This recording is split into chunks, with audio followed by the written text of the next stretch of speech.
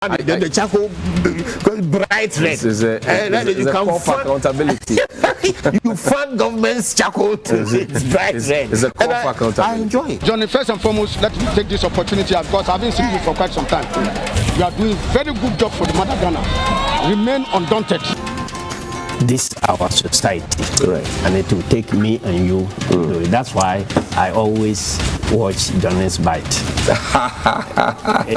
The general watches Johnnie's Bite every day. Thank you very much. And I is devoid of insults, but straight to the point, factual and fearless. Charlie, no be joke. The pressure people like Johnnie can give you. No. You know, get grey hair, you go get grey hair. I'm innocent. And that's what I'm saying. That the pressure Johnnie and his people, the pressure they can give you, you know, get grey hair, you go get. So your best bet is not to have hair.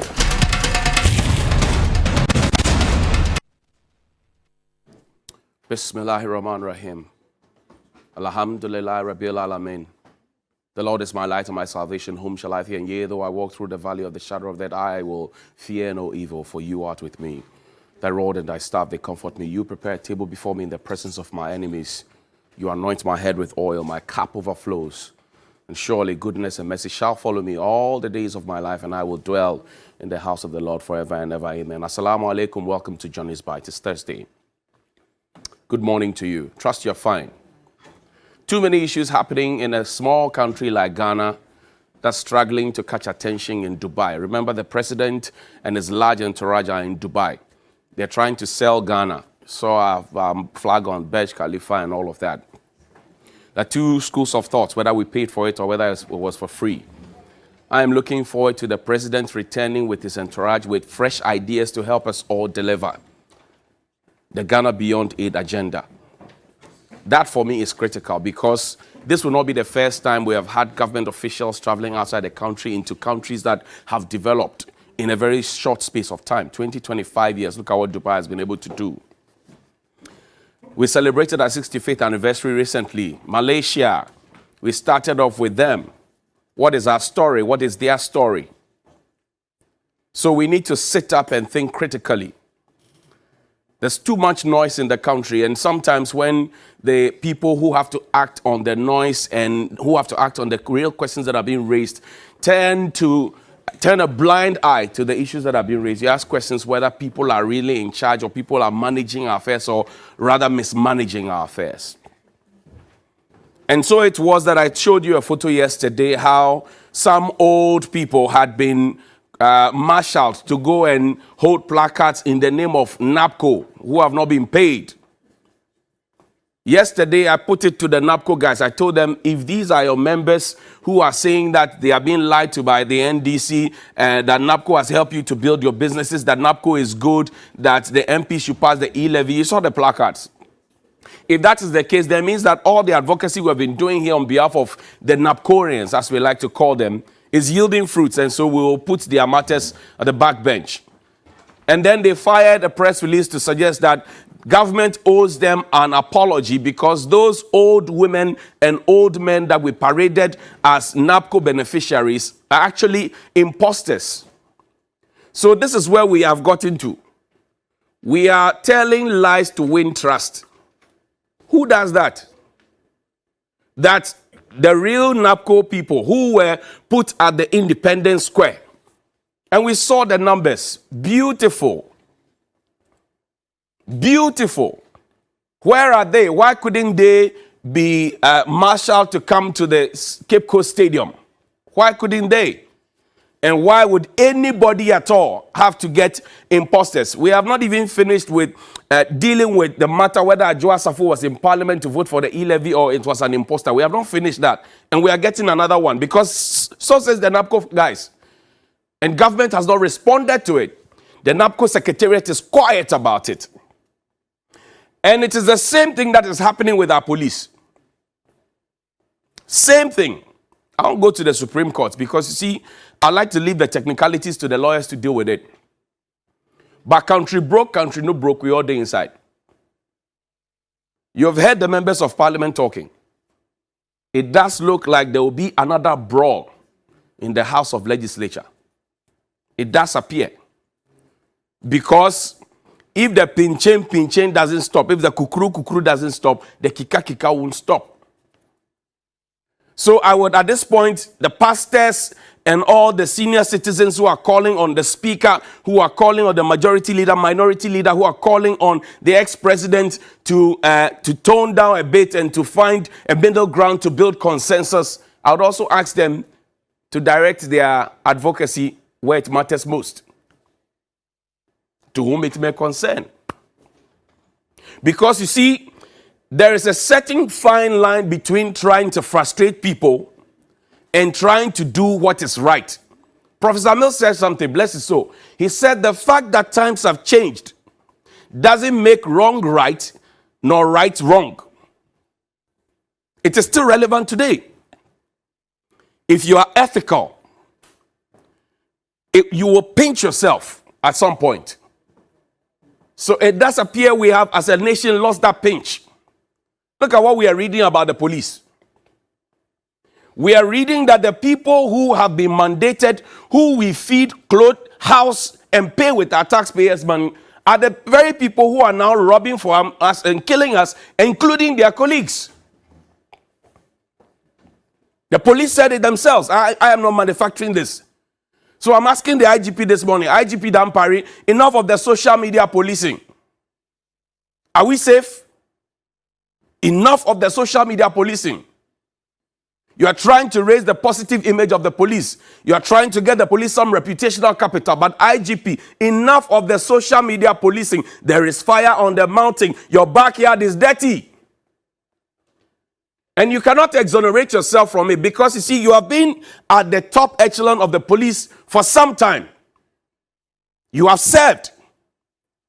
There are some good men and women within the police. But there are some terribly bad people among you. How did they get there? Political police, protocol police, proper police. That's what we have. Political police, protocol police, proper police. So we are recruiting people because they have connections. We are recruiting people because their parents are rich and can afford it. When you start taking monies from people, 5,000, 3,000, 8,000, 10,000, 12,000, 15,000, which the police has not denied, when the people get the uniform and the guns, they will try and get their monies back. They consider it as an investment. You have not responded to that. Same thing with the army, same thing with prisons, same thing with immigration. Now, if I want to serve my country, and you force me to pay 100 Ghana cedis, plus all the transport and all the food I come to eat and everything else that I pay for, everything else, plus my medical bills that I even pay for, plus the bribes that are collected, and people have alleged, you have not denied that. So you're already putting people in there, not because they are qualified. The painful part is that you disqualify people based on height. You tell them that they have tattoos. You tell them all manner of stories. Only for them to go to town to see people they are taller than in uniforms. That's the irony. So IGP Dampare, good morning to you. I'm sorry. Enough of the social media policing. Enough of visiting this place with your COPs and people following you about and you taking a live Facebook, whatever it is, and greeting people. And it's good. It's nice PR work. But enough of it. That's not why you are there. Play the video of the IGP for me, telling us not to judge the Ghana Police Service by their past. Your past is looking at you like that, like a child who is hungry and looking at the mother and say, Mama, me di deng. Because let go of our past and let us be. We understand. We've lost your trust. We lost your confidence, your respect. We are going to earn them back. So please, don't continue to judge us by our past. And by some extension, even insult us. Because, to put it in Chi, Mumpeo, Ghana Police, Dr. Dampare, good morning. You were Director of Planning and Administration when these guys were recruited. Director of Planning and Administration, you, boss. So you are very, very much in the thick of things. What kind of background check did you do on these guys? You were director of planning and administration, big post. What kind of background check did you do on people like this? And the allegations that people are trained for 3 months, some for 4 months. I lived in a barracks. Anybody who lived in a barracks knows 6 months is the minimum. Have you even taken time to look at your weapon drill? So 2 weeks, you train somebody to handle a Kalashnikov, one of the most powerful rifles in the world. But you know, this will only happen. Play the video of ACP Dr. Agojo. He's in court. He raised. Who appointed them? Where is their loyalty? Don't answer. Keep it to yourselves. Now, the Inspector General of Police shall be head of the police service, but shall be subject to the provision of the article and to the control and direction of the police council. Who is the police council? Headed by the vice president, who is also a party member and a member of the government. What kind of advice do you expect from him? Now, the third one, subject to the provision of the Constitution, the power to appoint persons to hold or to act in an office in the police service shall vest in the president. Are you getting the point?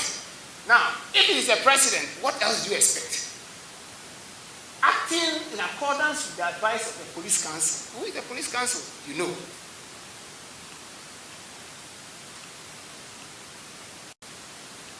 Sorry. Now, I just want to go to the police council for you to see the difference. What I'm really talking about.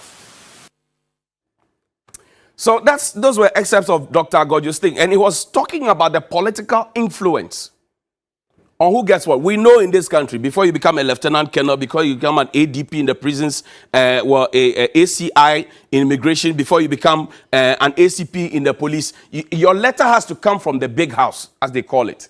The presidency, they must sign. If they don't like you, they don't sign. If they like you, they sign. So when you come, you are doing their bidding. Watch, all our IGPs are made acting IGPs, so they try to whip them into line. That's what your own people say. They try to whip you into line to make you understand what you have to come and do, or whether it is so. And then when you come in, this is what we see. I repeat, there are good men within the police and good women as well. But there are some terribly bad people among you. And one policeman has been speaking. Koko, lend me a minute. Let's play this video. It's important that we do. Kwame A Plus, an MPP activist who also formed the TPP, he had cause to put up a Facebook post. The police has not responded to it. Gaga, Asamaba de Charlie, and Yasam Kituao. Moka say bulo van bi da or say police ni boy be on kobo ni no. Charlie, that them will be policemen oh. Them will be personnels. I swear, omunyina personnel. Ono ani de po mates for in the kobo ni chuo da ade dempo no. Ya chi omunyina. Ya chi omo fitimande no ya chi omunyina. Boy, nye easy. Trust nobody, I swear. But my bomb pie say Anya Kofodia trainee, a Accra Depot trainees 5859 for no. Omone this Jumano. Woman that woman depot mate back one. Moka say somewhere last year, Bibisa guy be constable because a good deal be. Alarm was swan no much and we need no a constable. Omunina a depot mate. Accra Depot for one squad and even a quiet Robin now. Ya power munina ya chiwo munina. The horse's own mouth, and there's a longer version. Maybe you go on a social media page, you get to find it. But this morning, my key question to the IGP is: are we safe? There have been reports. You go and tell the police some information, and then the next point they are even telling. In this very video, the gentleman said the people who had mentioned names on the pages had actually been told by other police officers that it is Mr. A, B, C, and D that came to mention your name. Witness protection.